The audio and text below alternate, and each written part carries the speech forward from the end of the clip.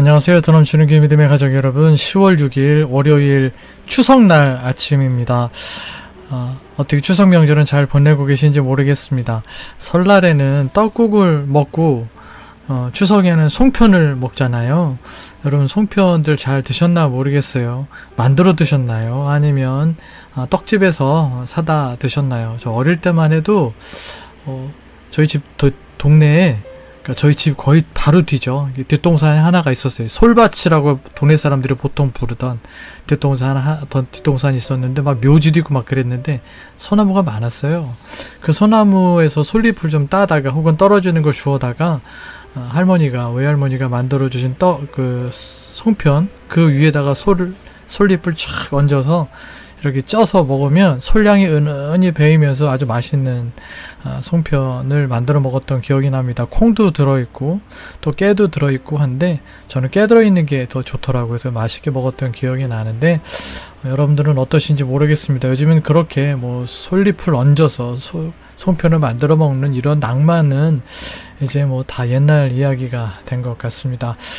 오늘은 여러분들과 함께 역대하 18장 1절에서 27절까지의 말씀을 함께 묵상하도록 하시겠습니다. 말씀 묵상이니까요. 말씀을 꼭 읽어주시기를 바랍니다. 개인적으로 여러분들께서 먼저 말씀을 읽어주시기 바랍니다.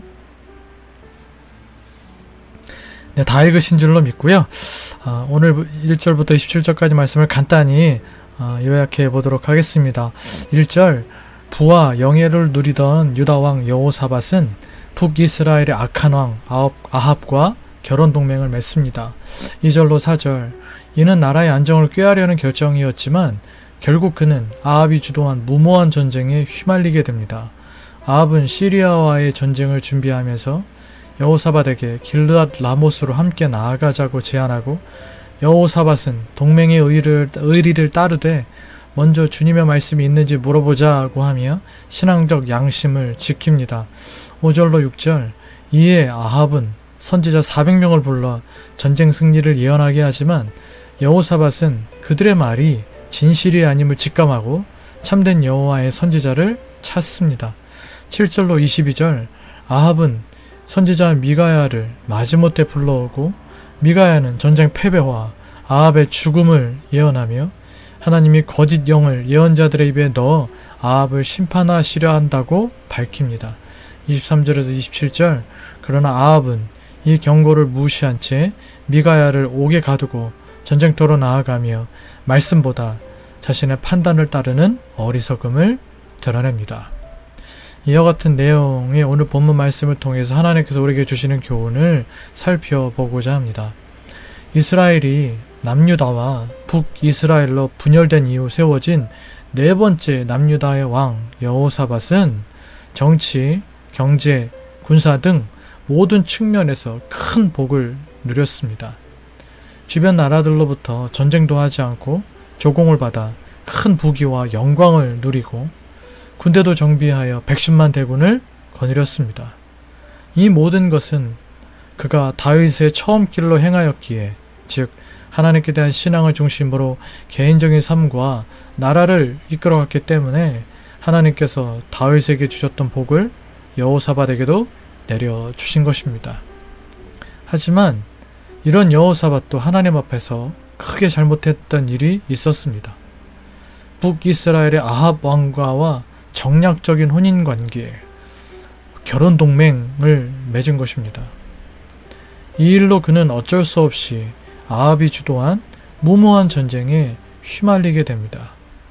모든 것이 잘되고 평안할 때 방심하여 악을 받아들였다가 어쩔 수 없이 악한 일에 깊이 연루되어 버리게 된 것입니다. 사실 이 전쟁은 하나님 앞에 너무도 악한 왕이었던 아합을 죽이시려는 전쟁이기도 했습니다. 하나님의 이러한 계획을 여호사밧이 회방을 놓은 꼴이 된 것입니다. 이 일로 인해 물론 여호사밧이 기도함으로 살아나긴 했지만 죽음의 위기를 맞이했어야 했고, 하나님의 진노로 모압, 암몬, 에돔 연합군과의 전쟁을 치를 수밖에 없었습니다. 단 한 번의 뼈아픈 잘못이 개인적으로나 국가적으로나 큰 위기에 빠져들게 만든 것입니다. 사랑하는 믿음의 가족 여러분, 이처럼 죄는 무서운 결과를 낳게 되는 것입니다. 에이 뭐 이것쯤이야 괜찮겠지 하는 생각으로 하나님의 뜻을 거스른 죄가 여호사밧이 경험했던 것처럼 우리의 생명이나 삶의 기반 전체를 위협할 수 있다 하는 것을 우리는 깨달아야 합니다. 털끝만치의 죄도 내 마음과 또 삶 속에 발을 붙이게 해서는 안 되는 것입니다. 아합과 혼인 정책을 통해 그렇게 아합과의 무모한 일 전쟁에 또 뛰어들며 그렇게 악한 길을 걸어갈 뻔했던 여호사밧, 그가 선택했던 단 한 번의 실수, 죄의 결과로 인해 맺어지게 된 정말 큰 문제는 사실은 다른 데에 있었습니다. 그것이 오늘 제가 여러분들과 함께 나누고 싶은 것입니다. 여호사밧은 말씀드린 대로 아합의 딸 아달랴를 며느리로 맞이합니다. 하나님을 섬기지 않고 우상을 숭배했던 아합의 딸 아달랴 한 사람으로 인해 이후 유다는 커다란 신앙적, 국가적 위기에 빠져들게 됩니다. 우선 그녀의 아들 남유다 5번째 왕 여호람이 아달랴를 따라 우상을 숭배하다가 왕이 된 후에 그의 아우들 전부와 백성들의 지도자 몇을 다 죽여버리는 참담한 일을 행하게 됩니다. 그리고 아달랴의 손자 아하시아 역시 아합처럼 살다가 북이스라엘을 방문하던 중에 죽임을 당하게 됩니다. 아하시아가 죽은 후 아달랴는 유다의 모든 왕자들, 곧 자신의 친손자들을 다 죽이고 스스로 왕위에 올라 유다를 우상의 천국으로 만들어버리게 됩니다. 이때 하나님의 도우심으로 단 한 사람, 요아스만 겨우 살아남게 되어 이후 왕위에 오르게 되죠. 여호사밧의 단 한 번의 잘못으로 인하여, 잘못 맺은 단 한 번의 인간관계로 인하여 유다 왕실에는 3대에 걸쳐 피바람이 불었고 나라 전체는 우상들의 천국이 되고 말았습니다. 솔로몬 시절에 그 우상들이 만연했던 것을 그 후대 임금들이 여호사밧에 이르기까지 계속해서 산당을 없애고 우상들을 불에 태워버리면서 겨우겨우 종교개혁을 이루어왔는데 여호사밧의 단 한 번의 실수가 이런 어마어마한 결과를 만들고 말았다는 것입니다. 죄의 영향력이 얼마나 무서운 것인지, 그리고 인간관계가 얼마나 중요한지를 보여주는 단적인 예입니다. 다른 면으로 바라본다면 하나님을 섬기지 않고 우상을 숭배하는 사람들과 필요 이상의 깊은 관계를 맺는 것 자체가 위험한 일일 수 있다는 것을 우리는 깨달을 수 있어야 합니다. 하나님은 사도 바울을 통해 이 점에 대하여 분명하고도 강경하게 말씀하십니다. 고린도후서 6장 14절에서 16절을 제가 읽어보겠습니다. 너희는 믿지 않는 자와 멍에를 같이 하지 말라. 의와 불법이 어찌 함께하며 빛과 어둠이 어찌 사귀며 그리스도와 벨리알이 어찌 조화되며 믿는 자와 믿지 않는 자가 어찌 상관하며 하나님의 성전과 우상이 어찌 일치가 되리요. 우리는 살아계신 하나님의 성전이라. 이와 같이 하나님께서 가라사대 내가 저희 가운데 거하며 두루 행하여 나는 저희 하나님이 되고 저희는 나의 백성이 되리라 하셨느니라. 너희는 믿지 않는 자와 멍에를 같이 하지 말라.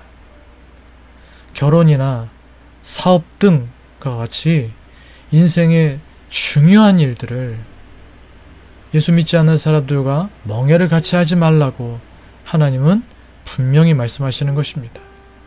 이것이 모든 인간관계의 대전제입니다. 정말 꼭 해야 되겠다면 반드시 예수님을 믿게 한 후에 하셔야 되겠죠.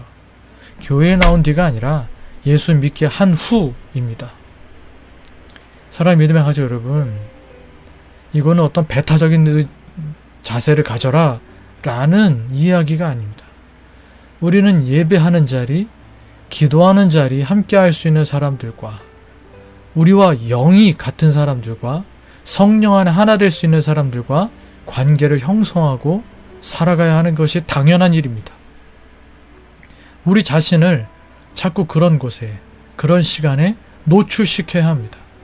돈, 명예, 권력, 육체적 즐거움, 쾌락 등과 같은 세상적인 가치관으로 사람을 바라보고 관계를 형성하지 말고 이 사람이 믿음의 사람인지 예수님 안에 있는 사람인지 성령 안에 있는 사람인지를 우리는 먼저 보아야 합니다.